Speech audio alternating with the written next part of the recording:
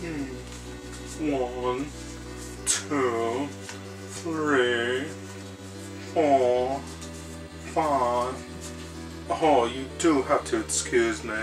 Starsoldier The First back here again, here with another visual entertainment video. And why am I counting all my money yet again? Well, I have to be organized. But let's go on to more pressing matters, like upping the property value of your various Nintendo collections. Like my collection, for example, where I have the complete licensed NES collection before you.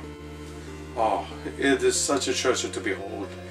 Here is a top 10 list of the most extravagant, rarest NES licensed games that you can get for your collection. Let's have a look, shall we? It was a later release and one of Tecmo's final games for the system, before they moved on to bigger projects, so it would be quite rare to find in the wild.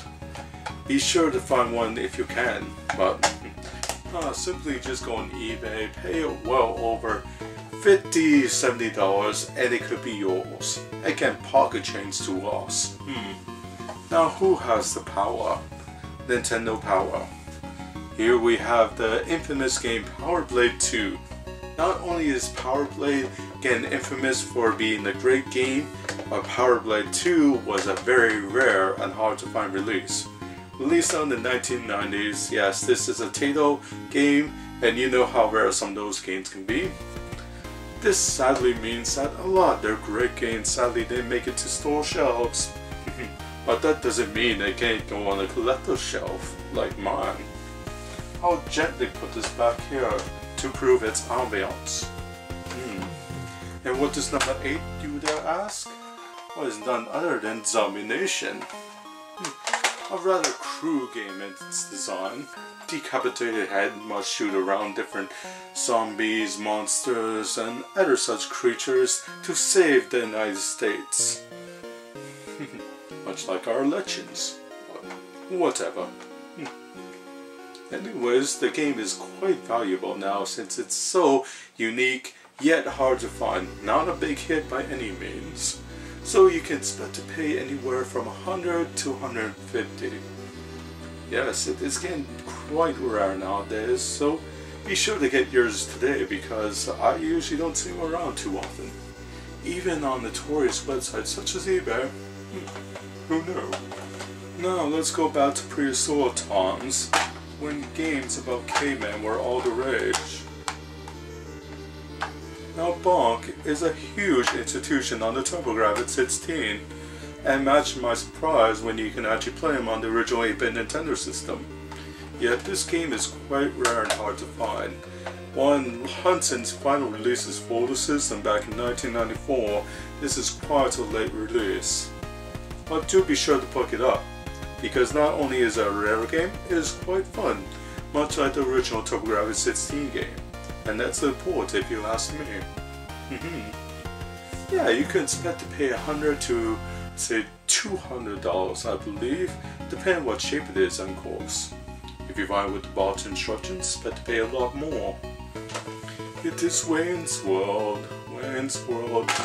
It is not party time, for it is not excellent. The game is quite crude in its design, and it's not very much fun to play. Yet it was one of THQ's final releases for the system, and it does demand a high price tag as well.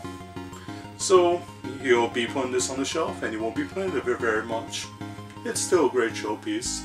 Now we're down to the final 5. Now here's where things really get rare. Here we have the elusive Mutant Restaurant, a Taito release released in 1992. Now what makes this game so different from the other ones out there? You're playing as a chef trying to beat down mutant food. It is quite odd in its design, yet quite playable as well. Gotten high reviews out there, yet a lot of people have yet to play it. And that's why it's quite rare. Sadly, even though there was no Panic Restaurant 2, that makes this game even much more collectible. Now this one is very infamous. Yes, Bubble Bubble Part 2. There was a Rainbow Island sequel on here, Yet this is a more direct sequel to the original. That game is easy to find. This one, however, is not. Yeah, another late release. In some cases a rental only for some particular stores. Finding this one complete in box with instructions is quite elusive, so good luck on your chase. Of course, if you have enough money to say around $200–300, you can expect to find this one pretty easily. At least for us rich people we can. So what's the final three here? Let's have another look, shall we? I shouldn't have you waiting for very long. Here we have Little Samson for the original 8-bit Nintendo. Another Taito late release, and is very difficult to find. Yet the gameplay in here is very solid. 4 different characters to use, great graphics, excellent music, and tight controls. Yep, very difficult to find. It wasn't a big hit by any means, and that's a shame.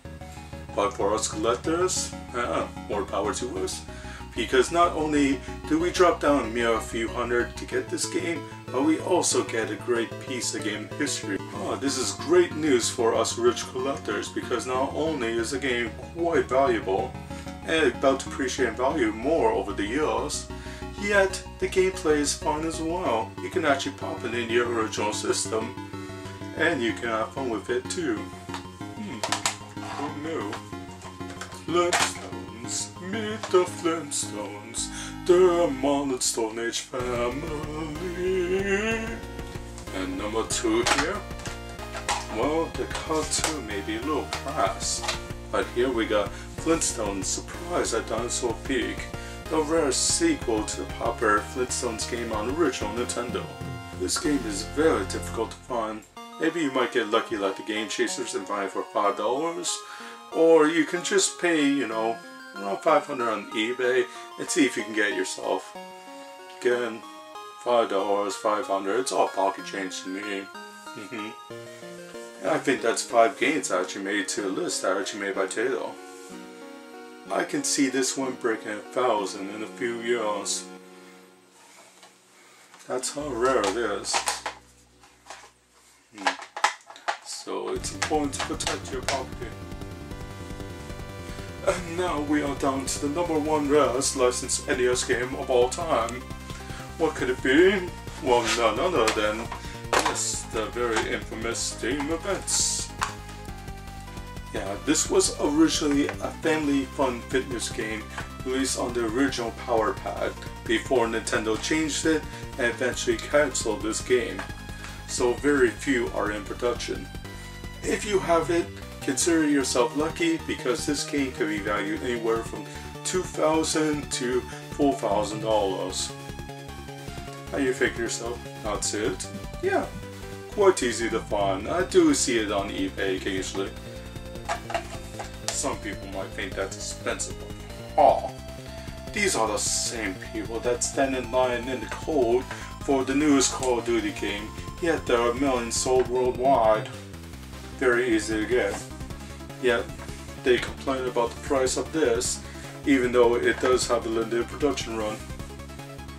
So that was my top 10 list of the most expensive extravagant games for original 8-bit Nintendo.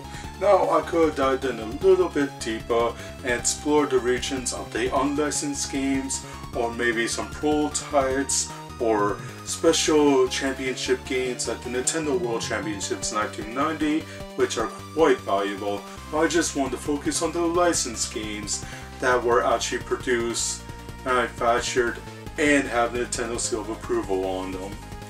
I'm just listing down top 10 games that you can get in the store, so we don't get too convoluted in this list.